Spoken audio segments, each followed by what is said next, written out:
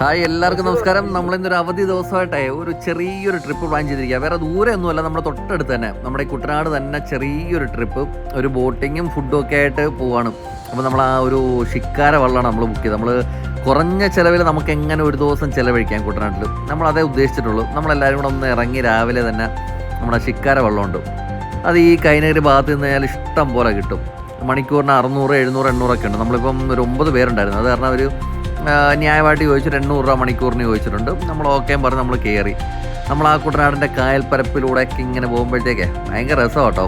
ഒരു ചെറിയൊരു തണുത്തൊരു അന്തരീക്ഷവും, അതായത് ഈ വെയിലില്ലാത്ത സമയം നോക്കി പോകണം. ഒന്നെങ്കിലൊരു ഉച്ച കഴിഞ്ഞൊരു സമയം, അല്ലെങ്കിൽ ഇച്ചിരി നേരത്തെ രാവിലെ. പമ്പയാറിൻ്റെ കൈവഴികളായ തോടുകളിലൂടെയാണ് നമ്മൾ കയറുന്നത്. അതിലേക്ക് കൂടെ കയറി കുറച്ച് ദൂരം ഓടിക്കഴിയുമ്പോഴത്തേക്ക് നമ്മൾ പമ്പയാറിലേക്ക് കയറും. പിന്നെ പമ്പയാർ എന്ന് പറയുമ്പോൾ നല്ല വിശാലമായ കായലാണ്. കായൽ കൂടെ ഒരുപാട് കാഴ്ചകൾ നമുക്ക് കാണാനുണ്ട്. നമുക്കൊരു കൂട്ടുകാരൊക്കെ ആയിട്ട് പോകുകയാണെന്നുണ്ടെങ്കിൽ ഒരുപാട് കാര്യങ്ങളൊക്കെ സംസാരിച്ച് പോകാനൊക്കെ നല്ല രസമാണ്. കുട്ടനാടിനെ പുറംലോകമായിട്ട് ബന്ധിപ്പിക്കുന്ന ഒരുപാട് പാലങ്ങൾ ഇപ്പോൾ വന്നു കഴിഞ്ഞിട്ടുണ്ട്. ഈ പോകുന്നത് ചരക്ക് വള്ളങ്ങളാട്ടോ. ഇതിനകത്ത് നമ്മൾ ഇഷ്ടികയും കട്ടയും കിളിയൊക്കെ ആയിട്ട് കയറ്റിക്കൊണ്ട് പോകുന്നത്. അതുപോലെ ഇവിടെ നമുക്ക് ഇഷ്ടംപോലെ കാണാൻ പറ്റും എഞ്ചിൻ വെച്ചിട്ട് ഈ വലിയ വള്ളങ്ങളാണ് ഇതൊക്കെ. നമ്മളിപ്പോൾ പമ്പയാറിൽ കൂടെയാണ് പോയിക്കൊണ്ടിരിക്കുന്നത്. പമ്പയാർ കേട്ടോ. നമ്മൾ കൈനകരിയിൽ നിന്ന് പമ്പയാറിലേക്ക് കയറിയിരിക്കുകയാണ്. ഇതിലേക്ക് കൂടെ സർവീസ് ബോട്ടൊക്കെ പോകുന്നുണ്ട്. അത്യാവശ്യം നല്ല വീതിയുള്ളൊരു ആറാണ് കേട്ടോ ഇത്. കുട്ടനാടിനെ ആലപ്പുഴയായിട്ട് ബന്ധിപ്പിക്കുന്നതിന് ഏകദേശം ഒരു 54ഓളം സർവീസ് ബോട്ടുകൾ ഇപ്പം സർവീസ് നടത്തുന്നുണ്ട്. ആലപ്പുഴയിൽ നിന്ന് നമ്മുടെ സി ബ്ലോക്ക്, കാവാലം, നെടുമുടി, അങ്ങനെ ഒരുപാട് ഏരിയകൾ കവർ ചെയ്തുകൊണ്ട് ഒരുപാട് സർവീസുകൾ നടത്തുന്നുണ്ട്. നമ്മളിങ്ങനെ യാത്ര ചെയ്യുമ്പോഴത്തേക്ക് നമ്മൾ ആലോചിക്കുന്നത് 2018 വെള്ളപ്പൊക്കത്തിലൊക്കെ എങ്ങനെയായിരിക്കും ഇവരുടെയൊക്കെ വീടുകളിലെന്നുള്ളത്. കാരണം ഇപ്പം തന്നെ ഏകദേശം വെള്ളവും കരയും തമ്മിൽ വലിയ വ്യത്യാസമില്ലാതെ തന്നെ ഉണ്ട്. അപ്പോൾ ആ വെള്ളപ്പൊക്ക സമയത്തൊക്കെ ഇവരുടെയൊക്കെ വീടിൻ്റെ മുകളിൽ വരെ വെള്ളമായിരിക്കും. എങ്ങനെയായിരിക്കും അന്നൊക്കെ ഇവർ താമസിച്ചിരുന്നത്, എങ്ങനെയായിരിക്കും ഇവരൊക്കെ അതിജീവിച്ചതെന്നൊക്കെ ഒരു വലിയൊരു അത്ഭുതം അല്ലേ. ഈ കായലിലൂടെ ഒരുപാട് ദൂരം പോകുന്നതിനെക്കാട്ടും കുറച്ചുകൂടെ നമുക്ക് രസമായിട്ട് തോന്നുന്നത് നമ്മൾ ഈ ചെറിയ തോടുകളിലൂടെ പോകുമ്പോഴത്തേക്ക് ഇരുവശങ്ങളിലായിട്ട് നല്ല വീടുകളും കാഴ്ചകളും ആൾക്കാരും അതൊക്കെ കാണുന്നത് നല്ല രസമാണ്. അപ്പോൾ നമ്മൾ പുള്ളിയെടുത്ത് പറഞ്ഞ് കുറച്ച് നമുക്കിനി ചെറിയ തോടുകളിലൂടെ പോകാമെന്ന്. അങ്ങനെ പോകുമ്പോഴത്തേക്കുണ്ട ഇതുപോലെ നമ്മുടെ കൂടെ തന്നെ വേറൊരു വള്ളവും വരുന്നുണ്ട്. അത് ഷിക്കാര വള്ളം തന്നെയാണ്. വാട്ടർ ATM കണ്ടില്ലെങ്കിൽ കണ്ടു. വാട്ടർ ATM മീൻസ് നമ്മൾ പൈസ കൊടുത്തിട്ട് വെള്ളം എടുക്കാൻ പറ്റിയൊരു സൗകര്യം ചെയ്തിരിക്കുന്നത്, അത്രേ ഉള്ളൂ. നമ്മൾ ഒരു ഹ്യൂമൻ്റെ അസിസ്റ്റൻസ് ഇല്ലാതെ നമുക്ക് എടുക്കാൻ. കാരണം കുട്ടനാട്ടിലൊക്കെ വെള്ളത്തിന് വളരെ നല്ല ശുദ്ധജലത്തിന് ഒരുപാട് വെള്ളം ഉണ്ടെങ്കിലും ശുദ്ധജലത്തിന് ഭയങ്കര ദൗർലഭ്യമുള്ളൊരു സ്ഥലമാണല്ലോ. അപ്പോൾ അതിനു വേണ്ടിയിട്ട് സർക്കാർ തയ്യാറാക്കിയിരിക്കുന്നൊരു മാർഗ്ഗമാണിത്. വിനോദസഞ്ചാരികൾ പല രീതിക്ക് കായലിലൂടെ തലങ്ങും വിലങ്ങും പോകുന്നുണ്ട്. ഷിക്കാര വള്ളമായിട്ടും സ്പീഡ് ബോട്ടായിട്ടും എൻജിൻ വള്ളമായിട്ടും ഹൗസ് ബോട്ടായിട്ടും അങ്ങനെ പല രീതിക്കും. പിന്നെ സർവീസ് ബോട്ട് ഉപയോഗിക്കുന്നവരുണ്ട്. സർവീസ് ബോട്ടെന്ന് വെച്ചാൽ അവിടെ നിത്യ യാത്രക്കാരാണ് കൂടുതലും. അല്ലാണ്ട് പിന്നെ ഒരു കൗതുകത്തിന് വേണ്ടിയിട്ട് നമ്മളെപ്പോലുള്ളവർ വല്ലപ്പോഴും ഒന്ന് യാത്ര ചെയ്യും, അത്രേ ഉള്ളൂ.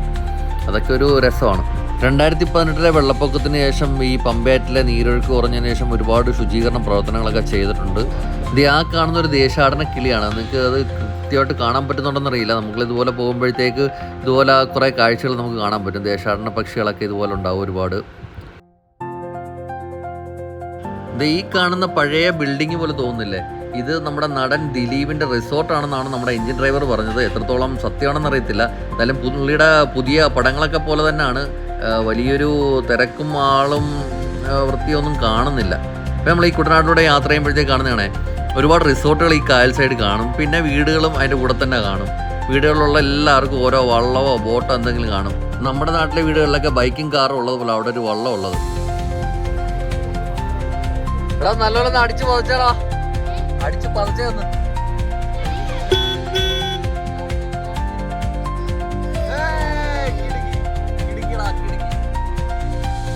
കേരളത്തിൻ്റെ ഭൂപ്രകൃതി വളരെ വലിയൊരു അത്ഭുതമാണ് സത്യത്തിൽ. നമ്മുടെ ഈ കേരളത്തിൽ തന്നെ 3 തരത്തിലുള്ള ഭൂപ്രകൃതിയാണുള്ളത്.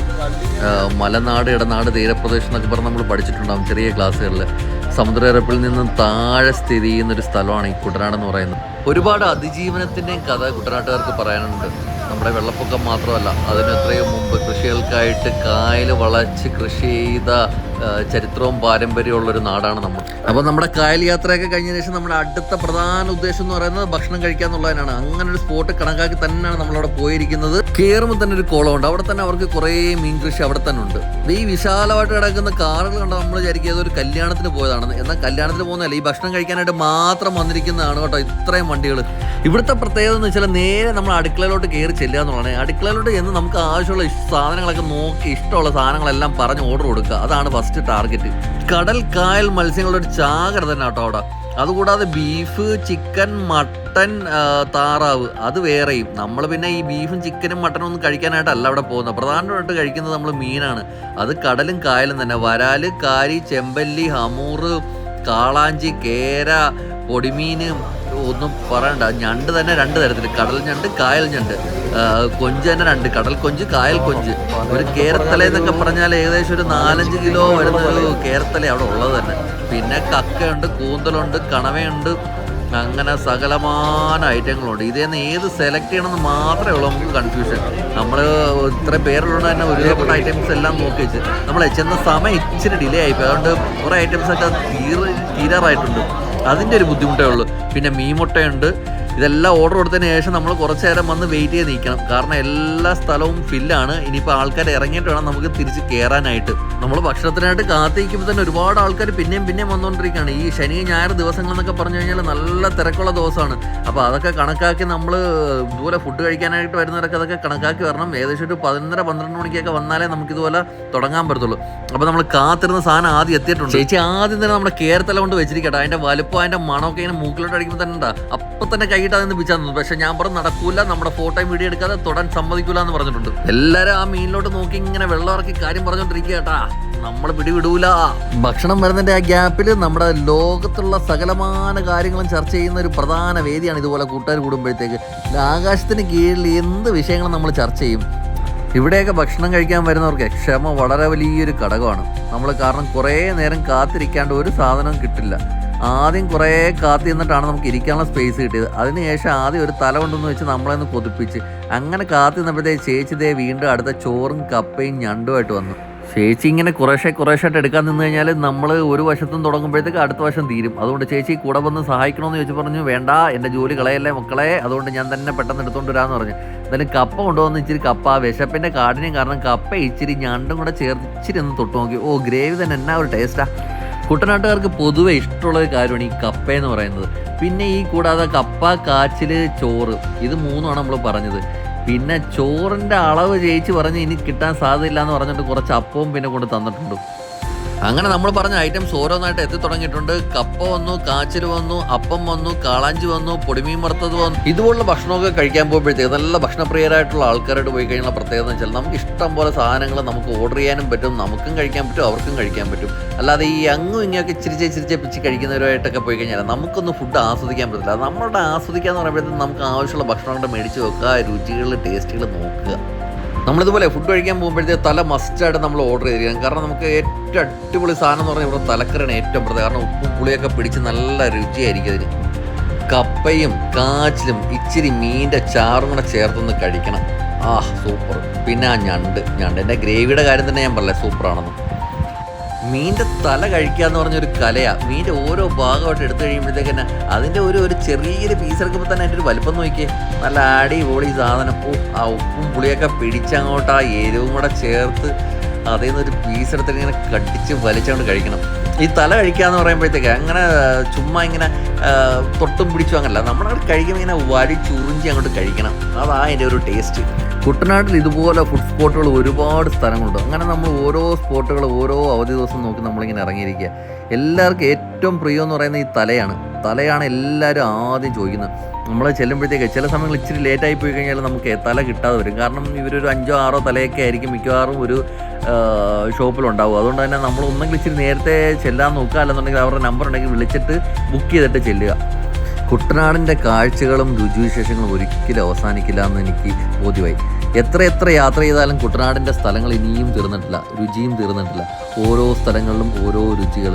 എത്ര ആസ്വദിച്ചാലും മതിവരാത്ത സ്ഥലങ്ങൾ നമ്മുടെ ഈ ചുറ്റും കുട്ടനാട് നമ്മുടെ സ്വന്തം നാട്ടിലുണ്ട്. നമ്മൾ ഈ പുറം സ്ഥലങ്ങളിലൊക്കെ പോയി ഒരുപാട് കാഴ്ചകൾ കാണാൻ വേണ്ടിയിട്ട് ആഗ്രഹിക്കുന്നവർ, നടക്കാത്തവർ, നമ്മുടെ സ്വന്തം സ്ഥലങ്ങൾ, നമ്മുടെ ചുറ്റുവട്ടമൊക്കെ നോക്കുക. ഒരുപാട് സ്ഥലങ്ങളും കാഴ്ചകളും ഒക്കെ നമുക്ക് കാണാനായിട്ടുണ്ട്. അപ്പോൾ എല്ലാ കാഴ്ചകളും ആസ്വദിക്കാൻ എല്ലാവർക്കും പറ്റട്ടെ. നമ്മുടെ ഉള്ള സാഹചര്യങ്ങൾ നമ്മൾ പരമാവധി യൂസ് ചെയ്യുക. ഈ ഫുഡ് സ്പോട്ട് വരുന്നത് ആറ്റുമുഖമാണ്. ആറ്റുമുഖം എന്ന് പറയുമ്പോഴത്തേക്ക് AC റോഡിൽ നിന്ന് കൈനഗരിയിലേക്ക് പോകുന്ന വഴിയിലാണ് ആറ്റുമുഖം. നിങ്ങൾ തീർച്ചയായിട്ടും കുട്ടനാട് വരുന്നവർ യാത്രകളും ഇതുപോലുള്ള ഭക്ഷണങ്ങളും ആസ്വദിക്കുക. നമുക്ക് മുമ്പേ ഇരുന്നവരുടെ പാത്രം നോക്കിയപ്പോഴത്തേക്ക് അവരുടെ തലക്കറിയിൽ പല ഭാഗങ്ങളും അവിടെ മിച്ചമുണ്ടായിരുന്നു. നമ്മൾ എഴുന്നേറ്റ് കഴിഞ്ഞപ്പോഴത്തേക്ക് അതിൻ്റെ മുള്ളു പോലും എവിടെയെന്ന് അറിയാൻ പറ്റാത്ത രീതിയിൽ അത് വടിച്ച് തൂത്ത് വെച്ചിട്ടുണ്ട്. ഇതിൻ്റെ ഏറ്റവും വലിയ ഹൈലൈറ്റ് എന്ന് പറയുന്നത് ഇവരുടെ റേറ്റാണ് കേട്ടോ. വളരെ ചീപ്പ് റേറ്റാണ് സത്യത്തിൽ അത്രയും ഫുഡ് നമുക്ക് കിട്ടിയത്. എല്ലാം കൂടെ ഒരു 4000 രൂപയ്ക്കകത്തേ ആയിട്ടുള്ളതെന്ന് പറഞ്ഞാൽ നിങ്ങൾക്ക് വിശ്വസിക്കാൻ പറ്റുമോ? അതാണ് നമ്മുടെ ആ യാത്രയും ആ ഫുഡും എന്തായാലും വെർത്തായിരുന്നു. അപ്പോൾ എന്തായാലും പുതിയ വീഡിയോ ആയിട്ട് വരുന്നവരേക്കും എല്ലാവർക്കും ബൈ.